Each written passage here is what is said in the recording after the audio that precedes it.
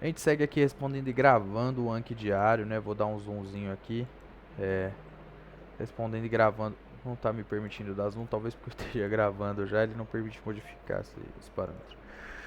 Mas enfim, respondendo e gravando o Anki diário aqui. Vamos ver quanto tempo a gente grava. Vou tentar ser rápido para passar o máximo de questão possível. E é isso aí. Gestante com VDRL 1 para 2, FTABS negativo. Beleza, então a gente tentou confirmar cifras, não deu. Repetidos exames tiveram os mesmos resultados. Qual que é a principal hipótese diagnóstica, né? Esse é o cartão que fui buscar por causa da questão de SAF. SAF, né? Então o VDRL está sendo falso positivo, é uma possibilidade aqui, VDRL falso positivo no caso de SAF. E a gente tenta confirmar com FTABS, né, com treponêmico, o nosso diagnóstico de sífilis e não consegue, porque não é sífilis. Gestante com SAF, tratamento. Ácido acetil salicílico, enoxaparina, a gente evita que se formem os trombos, né? Para evitar perdas de gestações futuras, recomendado que as pacientes com eventos obstétricos que preencham os critérios da SAF, tratamento feito com a S-heparina de baixo peso, como enoxa, né? Que era o caso da questão, isso aqui eu peguei lá do comentário da questão, em doses profiláticas, 40 mg por dia, né? O comentário do Aristo. Beleza, então segue. Duas situações que eu devo considerar a hipercalemia, né? A elevação do potássio, uma urgência. Então, quais são as situações? Bom, primeiro, quando eu estou afetando a fisiologia cardíaca. Então, como é que eu sei se estou afetando a fisiologia cardíaca? Eu faço um eletrocardiograma. No eletrocardiograma eu tenho alterações sugestivas de hipercalemia. Então, se a gente tiver esse tipo de alteração, independente do grau da calemia, bom, com uma calemia que permita, né, eu dizer que é por hipercalemia aquela alteração, claro, né, uma calemia maior do que o normal. Isso é uma urgência, gluconato de cálcio para esse paciente, para a gente estabilizar a membrana e depois insulina e depois fluidos, etc. Insulina para eu jogar açúcar e potássio para dentro das células, né, e tirar ele um pouco da circulação. E o outro caso é um potássio muito elevado, né, então o valor sérico fixo efetivo ali de potássio muito elevado, acima de 7,5. 7,5 miliequivalente litro, alterações do eletrocardiograma. Tratamento da hipernatremia. Tem que lembrar daquele detalhe de que a hipernatremia não é uma elevação no sódio, é uma depressão na água, né? Se a gente tiver isso em mente sempre, que a hipernatremia representa uma depressão na água, e aí concentra demais o sódio, a gente trata dando água, né? Como é que surge a hipernatremia? O paciente ou não toma água, tipo idoso, comatoso, recém-nascido, ou o paciente tem um déficit na secreção do hormônio que garante que a gente não vá perder água. Qual que é o hormônio? O hormônio antidiurético, é o hormônio que garante o equilíbrio da água. Garante que a gente não vai perder água, melhor dizendo, né? E genericamente dizendo. Né? Então, quais são as duas possibilidades? O paciente não bebe água, o paciente perde o regulador da água. O que a gente faz? Dá água, dá regulador da água. Né? Se só com a água a gente resolve, a gente não precisa dar a medicação. Se só com a água a gente não resolve, a gente vai dar esse fluido. Para esse paciente, a gente precisaria dar o regulador da água nos casos em que a gente suspeita de uma condição em que eu perco o regulador da água, que é o diabetes insípido, né? Por causa de quê? Por várias causas, tipo craniofaringioma, ou uma afetação na hipófise, enfim. Então, repor água livre. Agora, o detalhe aqui é de que a gente, se for tentar, a gente está tentando aqui reduzir essa natremia, certo? A gente está tentando reduzir essa natremia, né? E aí eu estou usando uma salina hipotônica, uma salina com pouco soluto, dando para o paciente e tentando reduzir a natremia dele. Só que eu só posso reduzir, aqui eu vou colocar, reduzir, tá escrito aqui, reduzir max 10 mEq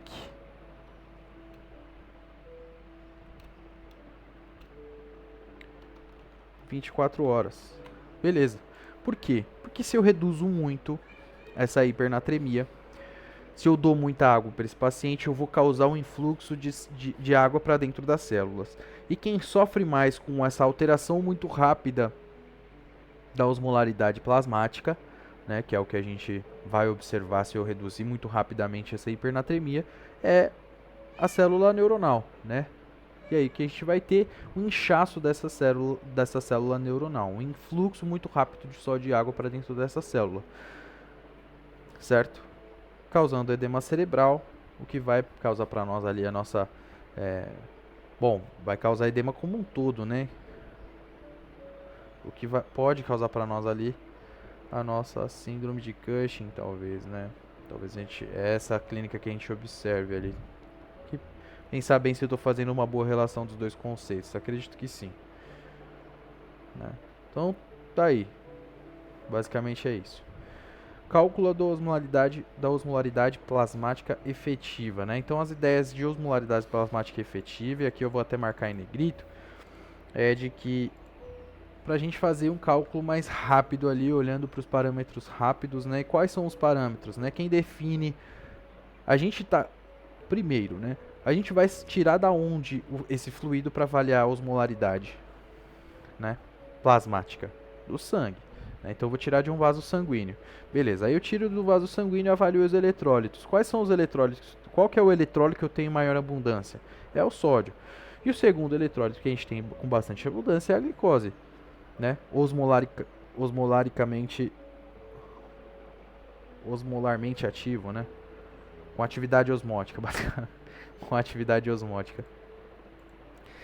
Então, pensando nisso, o que a gente vai fazer? A gente vai calcular esses dois solutos rapidamente, né? Por serem parâmetros mais rápidos, a gente olha somente para esses dois solutos e já pode estabelecer o que é que vai ser a nossa osmolaridade plasmática efetiva. E aqui tem uma fórmula que a gente é obrigado a lembrar, né? É 2 vezes o sódio, que seria ali um 135, né? Então vamos fazer uma continha. 2 vezes o sódio, que seria um 135, 2 vezes 135, opa, 135, já são 270, mais o que? Né? Então 2 vezes sódio, mais glicose dividido por 18. Né? Então qual que é o nosso normal de glicose? Digamos aí que do nada, né, aleatório, o nosso normal de glicose seja lá uns, não sei, uns 120. Tá aleatório, tá sendo feito aleatório. Dividido por 18, 6, mais os 270 que a gente acabou de calcular, né? 135 vezes 2, 276. Essa conta, 135, que é o número por baixo, vezes 2, mais 6,6. 6,6. Certo. Essa conta tem que ser no mínimo 275 e no máximo 290, para a gente dizer que a osmolaridade está nos graus normais, né? Isso é o cálculo da osmolaridade efetiva, que a gente desconsidera a ureia e desconsidera vários outros eletrólitos, né? E a gente tem que ter ideia dessa... A gente tem que ter bem claro na mente, né? Esse conceito aqui. De que se a gente tiver um gap osmótico entre... Né, o gap é uma diferença entre a osmolaridade medida num osmômetro, um aparelho feito para isso, que observa tudo o que é soluto osmoticamente ativo. Se tiver uma diferença do que mediu este aparelho para o que a gente calculou, usando essa fórmula, 2Na mais glicose dividido por 18, mais ureia sobre 6, ou blood uric nitrogen sobre 2,8, né, que é o outro soluto que a gente vai usar para fazer esse cálculo. Teve uma diferença muito grande entre o medido perfeitamente pela máquina e o calculado por mim. Opa, tem alguma outra coisa nesse sangue que tem efeito osmótico que eu não calculei, que eu não peguei, que eu não pedi o parâmetro. Isso me é um sinal bastante sugestivo de intoxicação, né? Sobretudo num contexto clínico que seja condizente com intoxicação. Intoxicação exógena, né? Tem uma substância exógena quando eu tiver uma diferença maior do que 10 miliosmol na medição pelo meu aparelho, comparada com o cálculo que eu fiz olhando para os eletrólitos que eu solicitei no sangue. Conceito interessante, né? Importante. Tal coisa é a principal causa de esterectomia. A principal causa de esterectomia, apesar de eu ficar pensando em adenomioma várias vezes, é o mioma, né? O leiomioma, né? Leio vindo de músculo. Leiomioma uterino. E a gente pode ter vários tipos: leiomioma subseroso, submucoso. Esse aqui pode produzir sangramentos, esse aqui também pode produzir sangramentos. Esses dois aqui, o pediculado pode ser pediculado para dentro, ele pode sangrar, mas se ele for pediculado para fora, ele pode sangrar? Bom, esse aqui é um subseroso, né? Teoricamente ele não sangra, mas ele pode romper, né? Trombosar alguma coisa aqui dentro, ele romper, fazer necrose e sangrar também. Isso aqui eu quero mudar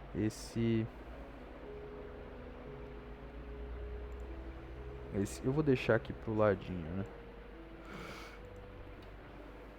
Deixa eu fechar aqui esse painel. Vou deixar aqui no edit pro ladinho, porque eu quero mudar o tamanho dessa tag aqui, né? Muito grande, atrapalha bastante quando eu tô olhando no celular. Critério diagnóstico vaginose bacteriana, né? O que a gente pensa quando está tentando diagnosticar a vaginose bacteriana? Bom, no fluido que escorreu, quais são as queixas, basicamente? Né? Essa mulher tem dor? Não tem. Ela tem uma queixa de um corrimento que tem um odor que incomoda, e é isso, na vaginose bacteriana, né? Por que a gente fica pensando... Opa, fez um barulho porque o meu timer aqui passou. Por que a gente fica pensando em tentar fazer diagnóstico diferencial aqui, né? Critérios para diagnosticar vaginose, por exemplo. Porque a gente tem os outros diferenciais que alguns desses diferenciais podem causar problemas graves, como, por exemplo, doença inflamatória pélvica, né? Subir essa infecção, enfim. E porque a gente pensa em tratar parceiro quando for necessário, quando for um IST, por exemplo. No caso da vaginose bacteriana, não é IST. E aí a gente começa a pensar nos critérios para fazer diagnóstico, né? O que eu peço para minha paciente? Bom, eu peço um teste das aminas, ou WIF test. Eu vou pedir o pH, a variação do pH do fluido, a avaliação do pH vaginal. Eu vou observar o fluido macroscopicamente, né? Esse fluido na vaginose bacteriana, por exemplo, ele vai ser meio branco acinzentado, né? Não necessariamente tem odor fétido, pode até ter, ou talvez não, na verdade. E vou solicitar a citologia, avaliação das células, né? Um esfregado das células ali da vagina. E o que a gente vai ver?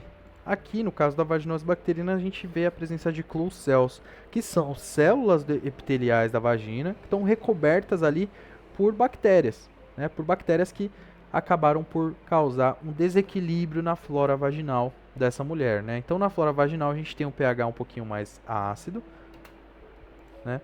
E aqui, no caso de vaginose bacteriana, a gente tem um pH um pouquinho mais básico do que o normal, né? Ainda é ácido, mas um pouquinho mais básico do que o normal. Ácido se comparado ao sangue, que é 7 ponto tanto. 7.35 a 7.45. É isso? 7.25 a 7.45.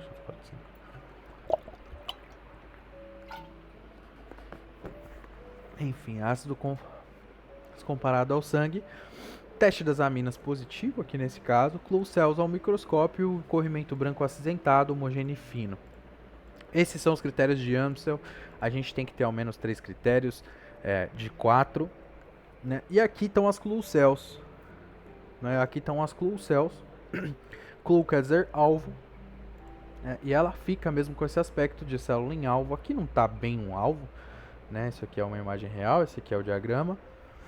Né? Então, normalmente, elas têm um pouco de bactéria, né? Mas é equilibrado. E aqui observa-se um acúmulo muito grande das bactérias. Um acúmulo muito grande das bactérias, né? Representando aí o desequilíbrio na flora. Então, essa é a ideia aqui dos nossos critérios diagnósticos de vaginose bacteriana. Drogas mais efetivas no tratamento clínico do leiomioma. A gente está tentando induzir remissão dessa lesão, né? Nesse caso, a gente usa análogos de NRH, se não me engano, né? A gente consegue reduzir o volume do tumor em 30%. Ainda melhora a anemia, pois induz a amenorreia, a menopausa química. E aqui os nossos Será que eu tenho o resultado aqui? Não, só um GNRH sim, né? Local de produção, tal. A gente não tem aqui o nome do nosso análogo, a não ser que eu encontre ele aqui embaixo. Eu acho que é anastrozol, né? Mas gozerrelina, leuprolide aqui. Agonista de NRH. Gozerrelina, leuprolide. Vamos dar uma olhada aqui no nosso aplicativo. Não sei se dá pra ver na tela aí, provável que não. Não consigo aumentar mais o tamanho disso daqui. Uma pena. Né? Fica no máximo aí. Vamos dar uma olhadinha. Gineco. Sangramento uterino disfuncional. Pode estar aqui dentro. Pólipo endometrial. Neoplasia, leiomioma uterino. A gente caminha aqui pro ladinho pro tratamento. Pacientes sintomáticas, desejo de gravidez, miomectomia, né? Essa é a grande ideia aqui. E pacientes sintomáticas sem desejo de gravidez, a gente pode usar análogo de NRH. Por que sem desejo? Leuprolide aqui. Danazol, gestrinona, são várias ideias. Por que sem desejo de engravidar? Porque eu estou induzindo menopausa nessa mulher, né? Eu estou bloqueando o eixo. Estou dando estímulo que, por feedback negativo, acaba por bloquear o eixo e ela não consegue mais estimular folículo, maturar folículo e depois estimular endométrio, maturar endométrio, enfim. Então a gente está induzindo praticamente uma menopausa química. Isso aqui é perigoso, né? Tem que ter cuidado, né? Tem que proteger de osteoporose. É uma questão com bastante detalhe. Vamos seguir? Faltam 3 minutos aqui basicamente para dar os 20 minutos que eu tô a fim de fazer. Essa questão a gente respondeu ontem, né? Interrupção no caso polidrâmino quando maior que 37 semanas sem mulher sintomática, né? Polidrâmino a gente está definindo por líquido amniótico maior que 2 ml, né? E o critério para o diagnóstico é o valor do índice do líquido amniótico, né? Do nosso ILA. Se não me engano, ILA maior que 18, já estou dizendo que é polidrâmico. Indivíduo com história de reação anafilática relacionada ao ovo de galinha e seus derivados vai viajar para o local endêmico de febre amarela. Qual que é a conduta? A conduta em relação à vacinação, né? Respondi essa carta esses dias e eu me lembro, mas eu errei ela esses dias também, pouco atrás, porque ficou meio vaga. Mas aqui, qual que é a conduta em relação à vacinação? Vai vacinar. Vai vacinar porque febre amarela vai produzir mais um desfecho mais negativo para esse paciente do que a possibilidade de ter reação anafilática. Só que vai vacinar em qualquer lugar? Não, vai vacinar nos CRIE, né? Vai vacinar em hospital secundário, né? Em serviço especializado. Vacinar em CRIA ou hospital com serviço de emergência disponível, né? Porque a gente tem que garantir que vai ser seguro, né? Que a gente vai conseguir segurar essa reação anafilática caso ela aconteça, né? Vamos fazer na UBS que daí a gente faz adrenalina. Se fosse simples assim, né?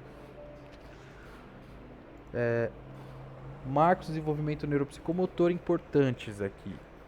Ele fala de 4 meses. 4 meses, se não me engano, sustenta a cabeça em extensão, né? Com o bebezinho deitado, com a barriga para baixo, né? Decúbito ventral. Aqui em 6 meses ele consegue sentar, mas ainda com apoio. 9 meses senta sem apoio. 10 meses fica em pé com apoio. 12 meses já começa a ficar em pé sem apoio. Aqui ele já anda, né? Aqui ele já anda mesmo. 18 meses, não lembro. 24 meses corre, né? 5 anos pula numa perna só. Escala escadas aqui, né? Então 15 anda sem apoio, 12 anda com apoio, beleza. 15 meses anda sem apoio. Bonitinho aqui. 5 sustenta o pescoço, né? Então ele fica tentando achar o alvo, né? Com a barriguinha apoiada. 10 meses ele engatinha e fica de pé com apoio, né? E alguns não engatinham, então engatinhar não é um marco. Gatinhar não é um marco. Gatea. Tratamento de pneumonia em menores que 2 meses. Bom, a gente já respondeu essa carta ontem, mas, né, repetir para fixar aqui, né? O Anki me dá esse presente. Tratamento de pneumonia em menores que 2 meses. Interna, ampicilina e gentamicina, ou amica, eu acho que a nossa professora aqui, lá no Los Angeles, faz a amicacina. Gentamica. Interna, obviamente. Gentamica é endovenoso. Eu acho que tem mais detalhes aqui.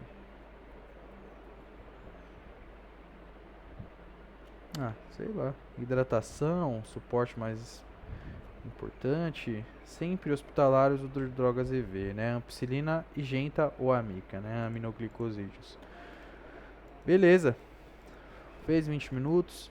Droga de escolha para tratamento de pneumonia pneumocócica no Brasil é amoxicilina, né? Aqui estava escrito penicilina procaína, se não me engano, mas amoxicilina, 50 mg quilo dia, de 8 em 8 horas por 7 dias. E aqui penicilina procaína, 50 mil unidade internacional quilo dia, pode ser uma alternativa, né? Mas a primeira escolha, inclusive eu abri lá o SBP, né? Eu vou até colocar isso aqui, SBP, quarta.